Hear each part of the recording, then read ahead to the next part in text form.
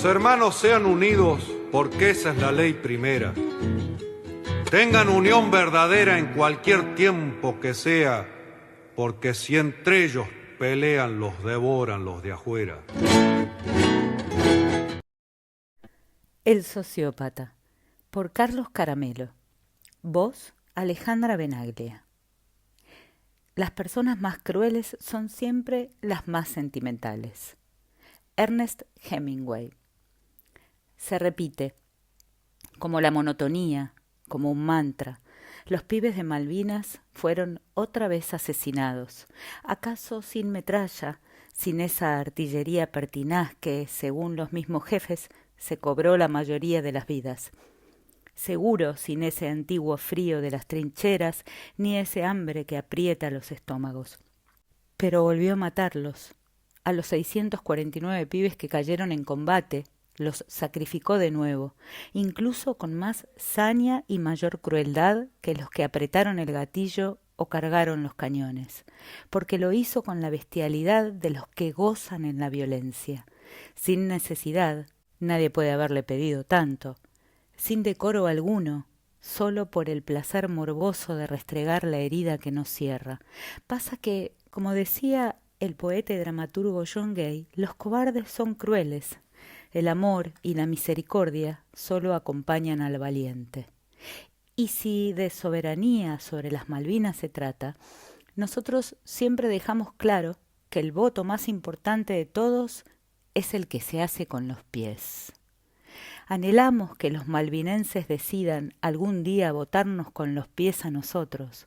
Por eso buscamos hacer de Argentina una potencia tal que ellos prefieran ser argentinos y que ni siquiera haga falta la disuasión o el convencimiento para lograrlo. ¿Le llegó acaso sin comprender lo que decía? O tal vez adrede, como lo hubiese hecho cualquier admirador de Margaret Thatcher, al punto de tener la foto de la dama de hierro en su escritorio. Casi 200 años de reclamos tirados a la basura de la historia. Y los sueños de los pibes que murieron al sur del sur, falseados en un acto demencial. Habrá quienes intenten justificarlo. Viene de días difíciles, murmurarán. No quiso decir eso, pretenderán, como intentó disculparlo su adversaria Silvia Lospenato, porque si hay algo que se repite con puntualidad en el actual gobierno, y en la derecha en general, son las justificaciones. Ese ejercicio hasta absurdo de tratar de echar lejía a lo que ha sido escrito con sangre. Muchas veces mintiendo descaradamente, otras buscando subterfugios e reinterpretaciones. Los funcionarios de la Libertad Avanza suben o bajan según su capacidad de oficiar de exégetas, de lenguaraces en realidad, rango menor, o su decisión de arrojarse sobre la granada porque el tipo es un pato criollo. ¿Qué vas a hacer?, te explican. Es así, sincero. Y uno no puede menos que recordar al bueno de Tennessee Williams cuando sostenía que toda la gente cruel se describe a sí misma como el parangón de la franqueza. My dear friends, no es cierto, por otra parte, que diga la verdad o sea honesto. En menos de 16 meses de gobierno ha dejado sentado que solo es un bruto importante, con balcón, terraza y amenities que, entre otras máculas, ejerce la mitomanía como un don. Y en ella se mueve con total impunidad. Ejemplo, este último periplo, a Estados Unidos, claro que es el único lugar en donde por ahora le han garantizado que no va a caer preso, para asistir a una reunión destinada a juntar fondos para la policía más fascista del mundo, la de los Estados Unidos. Vaya coincidencia, Mike. El periodismo patrullero anda desesperado buscando cuánto tuvo que hablar para cenar en Mar-a-Lago y decir un par de boludeces recurrentes, además de la ostensible chupada de medias justo en el momento en el que Donald Trump es observado por el mundo como el fabricante del estallido de la economía global. O sea, digamos, el que trajo la gelinita, pero además prendió la mecha. Por suerte no consiguió la foto con el Una Bomber económico. Lo único que en realidad importa es que colabora con una colecta destinada a los canas y a los recolectores de residuos. un fin verdaderamente altruista. La próxima vez le van a pedir dinero para los soldados veteranos que nunca lucharon en nombre de la libertad ni de la paz, tampoco en defensa de su nación o territorio. Un ejército enmugrecido en guerras ajenas, pero que muchas veces fomenta, autopercibido como libertador cuando en realidad es invasor, el gran perdedor en las últimas décadas, además de ser partícipe necesario de la guerra de Malvinas, del lado enemigo. No importa cuando leas esto. Y seguro va a donar. Huir hacia adelante. Lo nuestro es un viajedia, o sea, una tragedia consolidada en viajes. Porque el tipo ni pasa por la Argentina, apenas si está en Olivos jugando con perros inexistentes, o en el balcón de la Rosada para que lo salude nadie, o en su oficina en Casa de Gobierno grabando mensajes horribles o entrevistas pautadas en el más amplio sentido de la palabra pauta. Eso sí, no falta a un convite en Mar-a-Lago. Esta vez no tan exultante como de costumbre, insisto en los rumores de que va de depresión en depresión y de rabieta en estallido de furia. Sin foto, con el otro peluca, sin un puto espejito de color que exhibiera su regreso, apenas otro premio trucho que le entregó We Found the Blue, fundación cuyo nombre traducido en forma literal es Nosotros financiamos el azul. O, como dirían en la City porteña, te bancamos el blue, papá. Si no fuese tan, pero tan patético, sería joda. Por supuesto que donó. Carpó 50.000 pavos para ofrecer su discurso autolaudatorio y entreguista una vez más, y anunció que la Argentina va a avanzar en readecuar la normativa de manera que cumpla con los requerimientos de las propuestas de aranceles recíprocas elaboradas por el presidente Donald Trump, dándole la razón a la nota aparecida en el New York Times, en donde lo tratan directamente de alcahuete. El artículo de Marras se titula «Cómo convertirse en el presidente favorito de Trump». Elogios constantes, y está firmado por Jack Nicas, que es el jefe de la corresponsalía del tradicional periódico en Río de Janeiro. El periodista, en tono de solfa, da a entender que lo único que le puede interesar a Trump del argentino son sus elogios y su manera de apoyarlo en lo que denomina batalla cultural. Aunque la Argentina no es un socio especialmente importante en lo económico o geopolítico, infiere, ha ofrecido a Trump algo más que parece ansiar: adoración. Estas y otras ironías, sin embargo, fueron celebradas por Milei como si fueran realmente elogios. Un problemita de interpretación de textos que su entorno no se atrevió a corregir, dado el humor de perros, será de mastines, que dicen tiene por estos días. Tampoco se privó de postear el video del grupo Queen con el tema Friends Will Be Friends, que en sus primeros versos dice «Otro día de letras rojas, así que la libra ha caído. La otra mitad se escapó llevándose todo el efectivo». Seguramente se lo dedicó al toto de la Champions, porque la fuga de divisas no para y las reservas, que apenas si alcanzan los 25.000 millones de dólares, llevan perdidos 4.295 millones de dólares, más del 80% de lo que nos va a prestar el Fondo Monetario, que, ojo, no es más deuda. Anda, somos muy boludos. Lo del FMI lo sabe todo el mundo. Lo sabe el Toto, lo sabe el presidente, lo sabe el Little Caputo y hasta Karina lo sabe, imagínate. También lo saben Cristalina Georgieva, la senadora republicana María Elvira Salazar, el secretario de Estado Marco Rubio, Mauricio Claver Carone, que ya avisó que si quieren algo de Estados Unidos se tienen que distanciar de China, el autodespedido Elon Musk, Donald Trump, incluso el portero de la Casa Blanca. El único que no lo sabe es el 50% del pueblo argentino, que se la pasa boludeando con el romance de la China Suárez, los mejores outfits para el invierno, gentes que no pueden comprarse ni las medias de los vendedores callejeros, o qué hay que comer cuando uno se aplica la nueva droga mágica del adelgazamiento. Me quiero morir muerto.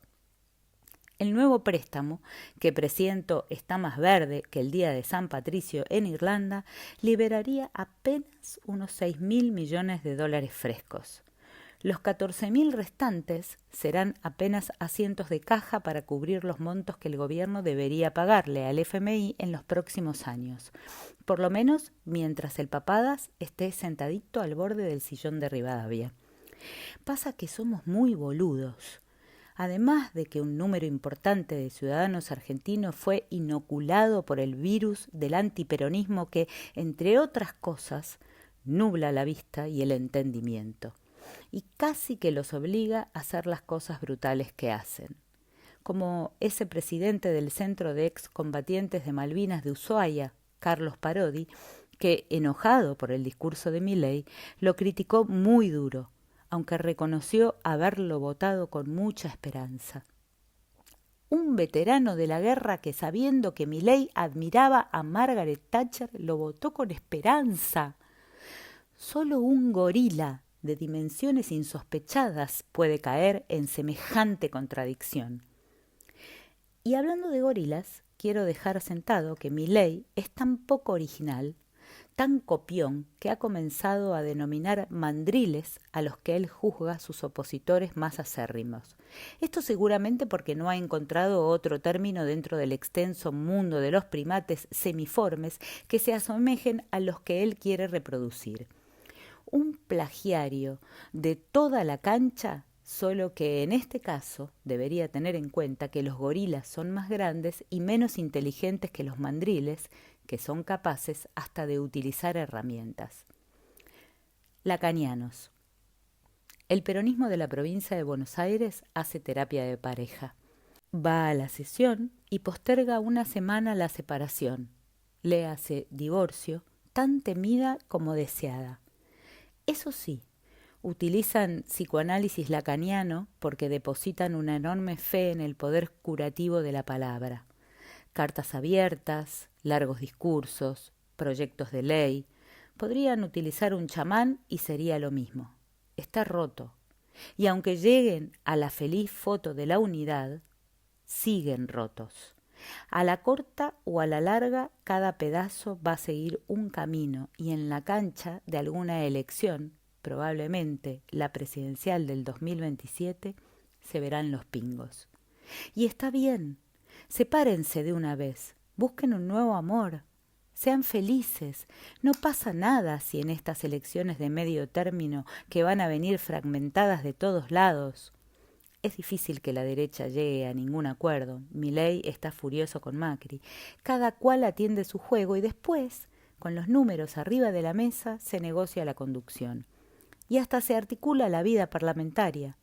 En eso tiene mucha razón Juan Grabois que, luego de ofrecerse como mediador, reflejos del Papa Francisco, y fracasar, se calentó con Axel y Cristina. Yo no hablo más. Que hablen para la Nacional con Itaí Hackman, la Provincial con Fede Fagioli y para la Ciudad con Ofelia Fernández. ¿Sabés por qué? Porque me tienen las pelotas llenas. Porque todos estos genios de la política no pueden resolver este problema. ¿Cómo es la historia? ¿Massa es el bueno y Axel es el traidor? ¿Cristina, que te puso ahí, es la mala? ¿Estamos todos en pedo? Y advirtió, van a chocar. Eso se percibe en el aire, se huele a cansancio de compañeras y compañeros que atraviesan problemas serios de hambre, enfermedades, pobreza, desempleo, violencia, el agotamiento de una base auténticamente peronista que no se siente representado en esta pelea del piso 32 porque a ellos les toca vivir debajo de la planta baja. La dirigencia, no obstante, no debería olvidar que ese es precisamente el subsuelo de la patria sublevada, como ya lo explicó Scalabrini Ortiz. Por eso, sepárense y ya. El aviso de que, si se desdoblan las elecciones, Cristina se presentará como cabeza de lista para diputados provinciales es un dato. Y hasta donde se sabe, la señora no es de blufear ni en el póker, pero lo inevitable es mejor que ocurra cuanto antes. Y que todo sea como debe ser. Hemos militado tanto por el amor. No nos hagan militar por el espanto. Crueldad explícita. Cuando el gaucho anda en la mala, pisa bosta y se resbala, dice el refrán criollo. Milei viene en la peor y encima no deja cagada por hacer, así que sus resbalones son constantes. El del jueves a la noche en el Senado de la Nación fue para alquilar balcones. De caprichoso nomás. De tarambana se comió un chirlo que le tiene que haber dolido más de lo que expresó en redes, que no fue poco. Que no le aprobaran los pliegos de sus cortesanos, que intentara voltear la sesión y no le saliera, que Villarruel le ganara una pulseadita. Nada fue tan malo como la traición de Macri, no porque no fuese previsible. Al fin y al cabo, el Calabrés ya le había advertido que con Lijo no. Pero en su mundo alucinado, Mauricio venía en caída y él lo tenía todo controlado. Al menos eso es lo que parecen haberle hecho creer Santiaguito, ¿qué pasó?, Caputo, y Patricia, la rana Bullrich. Y entonces, el rumor de la partida de Pato por cuestiones de salud que venía desde mitad de semana se profundizó en estas horas. Lo del mítico mago Fafá, gracias Brócoli por adelantarnos el personaje, está por verse. En las peores semanas de su reinado, con Cristina pegándole como si fuese un chico en el terreno que fue su feudo, hablo de X, de su amigo Musk, y su entorno temeroso de sus reacciones que ya no pueden controlar tan fácilmente, los alrededores de la Casa Rosada hieden a Fujimorazo, y en el Congreso se preocupan por sus virulentos ataques de furia que, dicen, lo llevan a pergeñar un autogolpe institucional con el que intentaría desnaturalizar la institucionalidad republicana e instalar un fuerte dispositivo de dominación tecnocrática, tal como describe una de las cabezas más lúcidas de la nueva generación política. Todo es violencia en este Calígula contemporáneo, que por sus acciones podría asimilarse a una especie de mercenario del mercado, a un sicario del planeta tecnológico, un esbirro de la administración Trump. Pero no, hay gozo en el dolor que él y su gobierno provocan, una satisfacción casi erótica en su accionar, una pulsión tanática que solo es identificable en alguno de los más famosos asesinos seriales de la historia. Un sociópata. La palabra no existe como tal en la psicología. Algunos la utilizan para definir a las personas con un trastorno de personalidad antisocial que incluye ignorar los derechos de los demás, mentir, engañar, usar alias o disfraces, comportarse de manera criminal, agresiva, tener peleas físicas, relaciones abusivas, manipular, carecer de culpa o arrepentimiento, sufrir una profunda dificultad para asumir relaciones sentimentales y una incapacidad manifiesta para aprender de las consecuencias negativas. La descripción podría parecer monstruosa hasta que uno empieza a vincularlas con diferentes momentos y comportamientos. Hablar con un perro muerto, refugiarse en su hermana, despedir intempestivamente a ministros y secretarios de Estado, poner cara de nada frente a la desesperación de los inundados, no escuchar buenos consejos, no negociar a la hora de la política. Y entonces una luz de comprensión parece iluminar la mayoría de sus acciones y reacciones, como por ejemplo volver a matar a nuestros pibes de Malvinas. Nota de redacción. Votar con los pies es una idea crítica a la democracia liberal tal y como la conocemos. Una teoría del economista y geógrafo Charles Thibault que podría simplificarse en la acción de mudarse a otro lugar en donde la ideología del gobierno sea más afín a la del votante, cosa factible, aunque poco probable, en un país como Estados Unidos, con un federalismo muy marcado, pero impracticable en esta Argentina nuestra de federalismo cosplayer. o sea, unitarismo porteño céntrico disfrazado de fe. Hola, ¿te gustó? Bueno, compartilo con tus amigues, ponele un pulgar para arriba y suscríbete. Ah, y no te olvides de activar la campanita.